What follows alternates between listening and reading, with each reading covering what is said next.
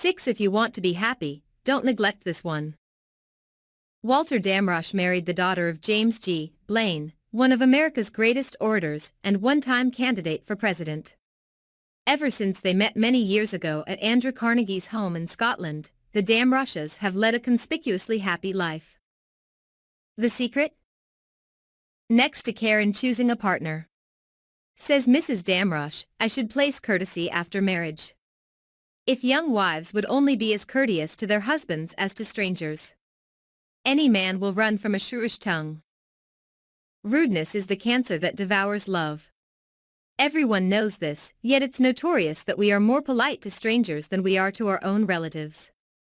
We wouldn't dream of interrupting strangers to say, "Good heavens, are you going to tell that old story again?"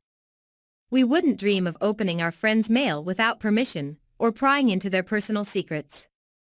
And it's only the members of our own family, those who are nearest and dearest to us, that we dare insult for their trivial faults. Again, to quote Dorothy Dix, it is an amazing but true thing that practically the only people who ever say mean, insulting, wounding things to us are those of our own households. Courtesy, says Henry Clay Reisner, is that quality of heart that overlooks the broken gate and calls attention to the flowers in the yard beyond the gate. Courtesy is just as important to marriage as oil is to your motor. Oliver Wendell Holmes, the beloved autocrat of the breakfast table, was anything but an autocrat in his own home. In fact, he carried his consideration so far that when he felt melancholy and depressed, he tried to conceal his blues from the rest of his family. It was bad enough for him to have to bear them himself, he said, without inflicting them on the others as well. That is what Oliver Wendell Holmes did. But what about the average mortal? Things go wrong at the office, he loses a sale or gets called on the carpet by the boss. He develops a devastating headache or misses the 5:15, and he can hardly wait till he gets home to take it out on the family. In Holland you leave your shoes outside on the doorstep before you enter the house. By the Lord Harry, we could learn a lesson from the Dutch and shed our workaday troubles before we enter our homes. William James once wrote an essay called On a Certain Blindness in Human Beings. It would be worth a special trip to your nearest library to get that essay and read it.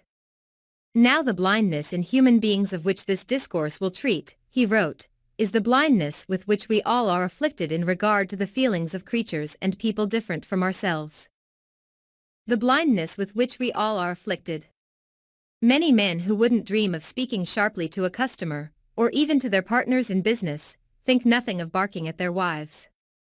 Yet, for their personal happiness, marriage is far more important to them, far more vital, than business. The average man who is happily married is happier by far than the genius who lives in solitude. Turgenev, the great Russian novelist, was acclaimed all over the civilized world. Yet he said, I would give up all my genius, and all my books, if there were only some woman, somewhere, who cared whether or not I came home late for dinner. What are the chances of happiness in marriage anyway? Dorothy Dix, as we have already said, believes that more than half of them are failures, but Dr. Paul Popenoe thinks otherwise. He says, a man has a better chance of succeeding in marriage than in any other enterprise he may go into. Of all the men that go into the grocery business, 70% fail. Of the men and women who enter matrimony, 70% succeed. Dorothy Dix sums the whole thing up like this, compared with marriage, she says, being born is a mere episode in our careers and dying a trivial incident. No woman can ever understand why a man doesn't put forth the same effort to make his home a going concern as he does to make his business or profession a success.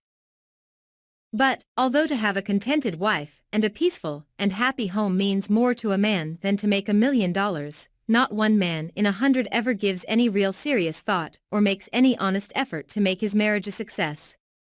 He leaves the most important thing in his life to chance, and he wins out or loses, according to whether fortune is with him or not. Women can never understand why their husbands refuse to handle them diplomatically, when it would be money in their pockets to use the velvet glove instead of the strong-arm method. Every man knows that he can jolly his wife into doing anything, and doing without anything.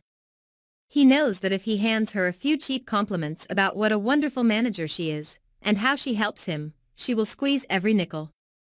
Every man knows that if he tells his wife how beautiful and lovely she looks in her last year's dress, she wouldn't trade it for the latest Paris importation. Every man knows that he can kiss his wife's eyes shut until she will be blind as a bat, and that he has only to give her a warm smack on the lips to make her dumb as an oyster.